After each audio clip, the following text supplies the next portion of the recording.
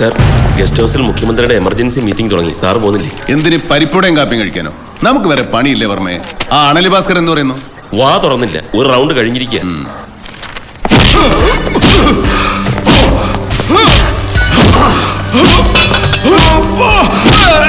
Sir, നമ്മുടെ സാധാ ഇടിയൊന്നും ഇവനെ ഏൽക്കുന്ന ലക്ഷണമില്ല. മറ്റെന്തെങ്കിലും പ്രയോഗം ചെയ്യേണ്ടി വരും sir. Yes speaking.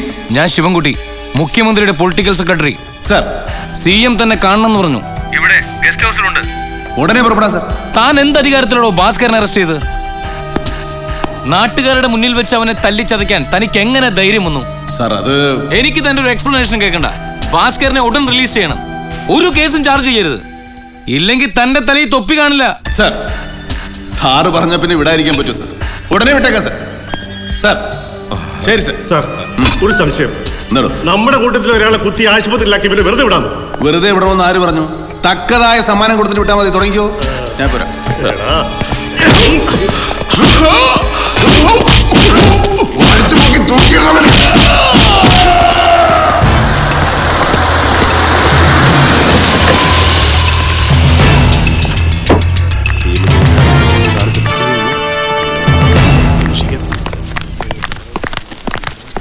Mister Balram, ഞാനൊരു പരാതി തന്നിട്ട് എന്തായി? ഇതുവരെ നിങ്ങളത് അന്വേഷിച്ചില്ല അല്ലേ? എന്ത് പരാതി? ഓഹോ, പരാതി എന്താണെന്ന് പോലും ഓർക്കുന്നില്ല അല്ലേ? ഞാൻ സ്ഥലം MLA ആണ്. എന്നിട്ട് പോലും ശ്രദ്ധിക്കാൻ നിങ്ങൾക്ക് നേരം കിട്ടിയില്ല. അപ്പോ ഒരു സാധാരണക്കാരന്റെ ഗതി എന്താവും? മാഡം പ്ലീസ്, ഞാൻ എന്താണ് നിങ്ങൾക്ക് വേണ്ടി ചെയ്തു തരേണ്ടത്? എനിക്കെതിരെ അപവാദ കഥകൾ പ്രസിദ്ധീകരിച്ച കുറ്റം പത്രാധിപരുണ്ടല്ലോ, ശ്രീനി, അവനെ അടിച്ച് കൈയും കാലും ഒടിച്ചിടണം. മേലിൽ ഒരാളെ പറ്റിയും അത്തരം വൃത്തികെട്ട കഥകൾ എഴുതാൻ കൈ പൊങ്ങരുത്. ക്ഷമിക്കണം, മാഡം പറഞ്ഞ ജോലി ഇവിടത്തെ വല്ല തെരുവ് ഗുണ്ടകളെയോ വാടക കൊലയാളികളോ ഏൽപ്പിക്കുന്നതാണ് ഭംഗി. ഞാനൊരു പോലീസ് ഓഫീസറാണ്. ഓഫീസറുടെ യോഗ്യതയൊന്നും എന്നോട് പറയണ്ട. മുമ്പ് ഇയാൾ ഉരുട്ടിക്കൊന്ന ആ ചെറുപ്പക്കാരന്റെ കേസ് പുനരന്വേഷിക്കാൻ ജനങ്ങൾ പ്രക്ഷോഭത്തിന് ഇറങ്ങിയിരിക്കുന്നു. അന്നത്തെ പോലെ ഇയാൾ രക്ഷപ്പെടുമെന്ന് വിചാരിക്കണ്ട. പോലീസ് വകുപ്പ് മൊത്തം ഈ ഗവൺമെന്റിന് നാണക്കേട് ഉണ്ടാക്കിയിട്ടേ ഉള്ളൂ. നിർത്തണം മാഡം. നിങ്ങൾ തന്ന പരാതി അനുസരിച്ച് ഞാൻ കുറ്റം പത്രം വായിച്ചു. ഭർത്താവ് ഒന്നിച്ച് കഴിയുന്ന നിങ്ങൾ പരപുരുഷന്മാരുമായി അവിഹിതമായി ബന്ധപ്പെടുന്നുവെന്നും ജോലി തരാമെന്ന് പറഞ്ഞ് ലക്ഷക്കണക്കിന് രൂപ തട്ടിയെടുത്തുവെന്നുമാണ് അതിൽ എഴുതിയിരിക്കുന്നത്. ഞാൻ അന്വേഷിച്ചെടുത്തോളം അതിൽ പലതും ശരിയുമാണ്. മാഡം, നിങ്ങൾ പറയുന്നത് പോലെ ഞാൻ ആ പത്രാധിപർക്കെതിരെ കേസെടുത്താൽ അയാൾ കോടതിയിൽ പോകും. അയാളുടെ ആരോപണങ്ങളെല്ലാം സത്യമാണെന്ന് അയാൾ തെളിവുകളോടെ സ്ഥാപിച്ചെടുക്കും. അത് MLAയും സാമൂഹ്യ പ്രവർത്തകയുമായി നിങ്ങൾക്ക് നാണക്കേടുണ്ടാക്കും. നിങ്ങൾ നാറണോ വേണ്ടയോ? MLA, മുഖ്യമന്ത്രി വിളിപ്പിച്ചിട്ടാണ് ഞാൻ വന്നത്. പോട്ടെ.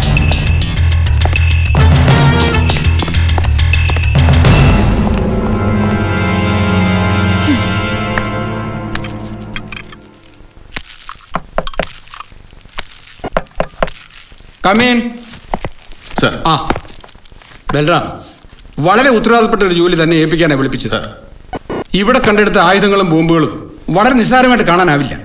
സ്റ്റേറ്റിൽ പൊതുവെ it made a grave situation. വല്ല തുമ്പും കിട്ടിയോടോ? Sir, DYSP Alex anti terrorist സ്ക്വാഡിൽ സാർ അറിയും. അവനേതോ കേസിൽപ്പെട്ട് മുങ്ങി കിടക്കുകയല്ലേ? മിസ്സിംഗ് ആണെന്ന് പറയുന്നു. അതെ സർ, കൊച്ചിൻ പോർട്ട് വഴി ഒരു കണ്ടെയ്നർ വെടിക്കോപ്പുകൾ കടന്നതായി റിപ്പോർട്ടുണ്ടെന്ന് അലക്സ് ഒരിക്കൽ എന്നോട് പറഞ്ഞിരുന്നു. പാറേപ്പറമ്പിൽ നിന്ന് കിട്ടിയ ആയുധങ്ങൾ ഒരുപക്ഷെ അതായിരിക്കാൻ സാധ്യതയുണ്ട് സർ. വേറെയും ചില സംശയങ്ങളുണ്ട് സർ.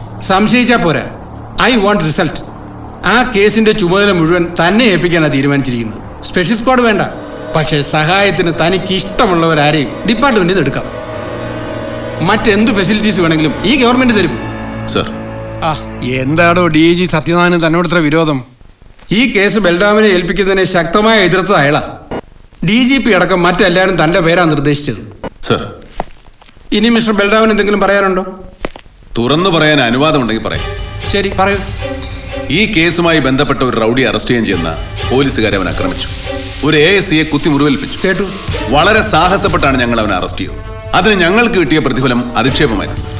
അറസ്റ്റ് ചെയ്ത് ലോക്കപ്പ് ചെയ്ത പ്രതിയെ വിട്ടുകൊടുക്കണമെന്നായിരുന്നു കൽപ്പന.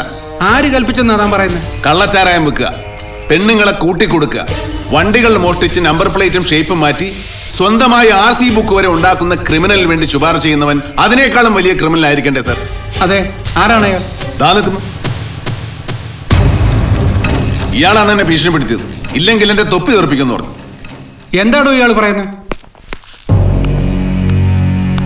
സാർ, ഇത് മാഫിയ കോളനിയിലെ ഭാസ്കറിന്റെ കാര്യമാണ്.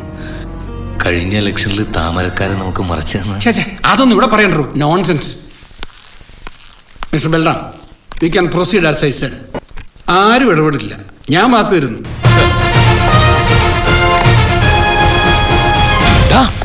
എന്തൊക്കെയാണ് നീ എന്നെ പറ്റി സിഎമ്മിനോട് പറഞ്ഞു? പറഞ്ഞതൊക്കെ സത്യമല്ലേ? ഇനിയും പറയും. ഇനിയും പറയൂടാ.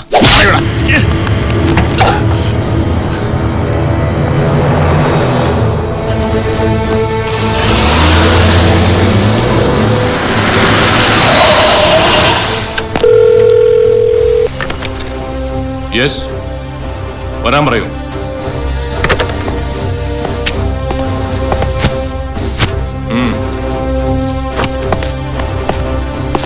You are not at all practical, Balram. Always making headaches for the department. താൻ ആ ശിവൻകുട്ടിയെ തല്ലിയല്ലേ? ഏത് ശിവൻകുട്ടി? Political secretary. ഓ, ആ ശിവൻകുട്ടി. ഓ സർ, പക്ഷെ ഒന്നേ കൊടുത്തുള്ളൂ.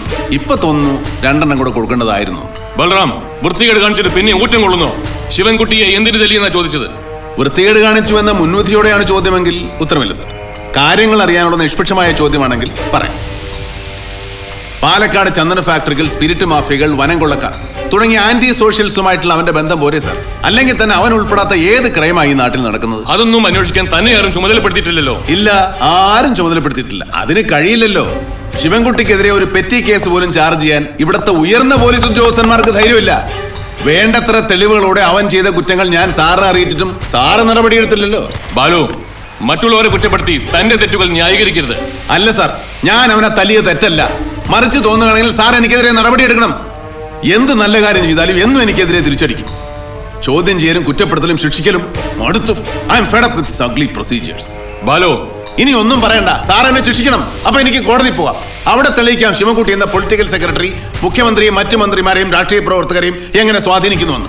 ഒന്നെങ്കിൽ അവരുടെ വീക്ക്നെസ് മുതലെടുത്ത് അവരെ ബ്ലാക്ക്മെയിൽ ചെയ്തുകൊണ്ട്, അല്ലെങ്കിൽ അവിഹിത മാർഗങ്ങളിലൂടെ ഇവൻ സമ്പാദിക്കുന്ന പണത്തിന്റെ പങ്ക് അവർക്ക് കൊടുത്തുകൊണ്ട്. ഇത് തെളിയിക്കാൻ എനിക്കൊരു അവസരം തരണം sir, please. Cool down Balu. താൻ ആ ശിവൻകുട്ടിയെ തല്ലിയതിൽ തെറ്റില്ലെന്ന പക്ഷക്കാരനാണ് ഞാൻ. അതും ചീഫ് മിനിസ്റ്ററുടെ സെക്രട്ടറി തല്ലിയാൽ DGPക്ക് അന്വേഷിക്കാതെ പറ്റില്ലല്ലോ. അതാ ഞാൻ ചെയ്തത്. താൻ പോയിക്കോ. ആ ബൽറാം, താൻ പറഞ്ഞില്ലേ അവന് 2 കൂടി കൊടുക്കേണ്ടതായിരുന്നു. അടുത്ത തവണ 2 ആക്കണ്ട, 4 ആയിക്കോട്ടെ.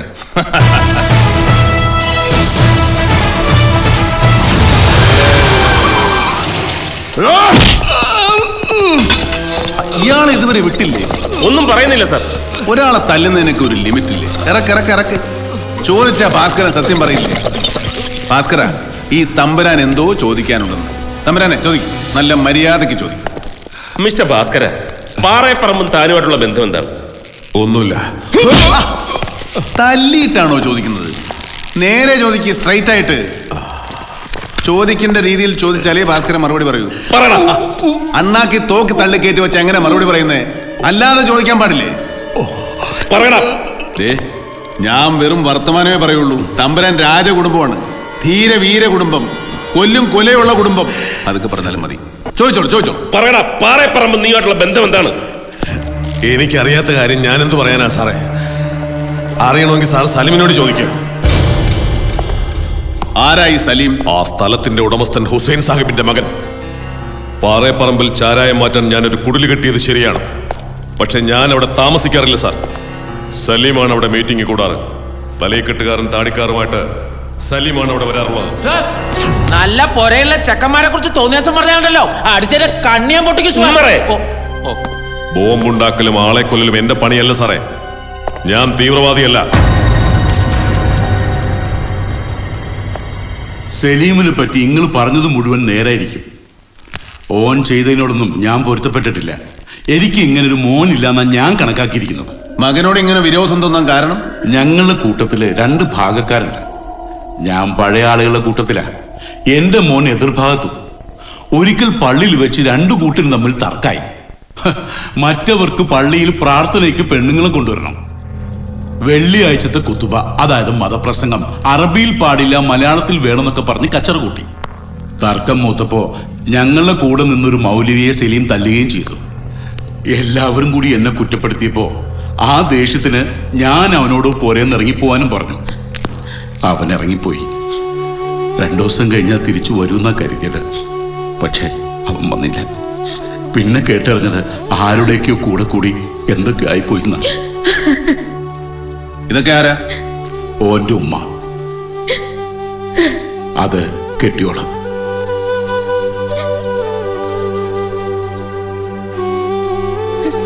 പിന്നീട് എപ്പോഴെങ്കിലും മോൻ നിങ്ങളെ വന്ന് കാണുകയോ ഫോണിൽ വിളിക്കുകയോ ചെയ്തിട്ടുണ്ടോ? ഇല്ല. വരും വിളിക്കുന്നൊക്കെ ഞാൻ എന്നും കരുതും.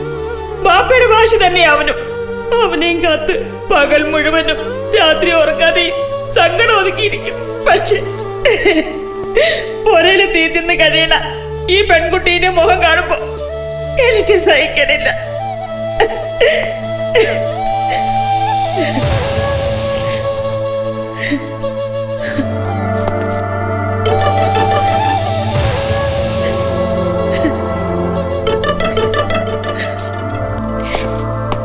സാഹിബേ, മകൻ എവിടെയുണ്ടെന്ന് നിങ്ങൾക്കറിയാം.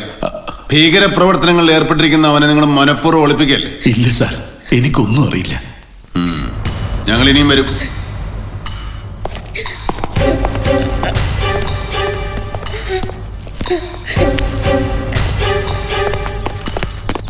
സർ, എന്താ വലിയ കഷ്ടമാണല്ലേ സർ? എന്ത്? ആ പെങ്കൊച്ചിന്റെ കാര്യമേ, ഈ ചെറുപ്രായത്തിലെ ഭർത്താവിനെ പിരിഞ്ഞിരിക്കുക എന്ന് പറഞ്ഞ വലിയ കഷ്ടമല്ലേ സർ? കഷ്ടമാണോ? ആ. ആവോ, എനിക്കറിഞ്ഞൂടാ. കയറുന്നു അതോ പെണ്ണിന് കൂട്ടായിട്ട് ഇവിടെ നിൽക്കുന്നു? കേറാ സർ. എന്നാ കയറ്. ഇത് ആരുടെ തന്നെ പോയി പറഞ്ഞു? എന്താ? ഞാൻ കയറി സർ.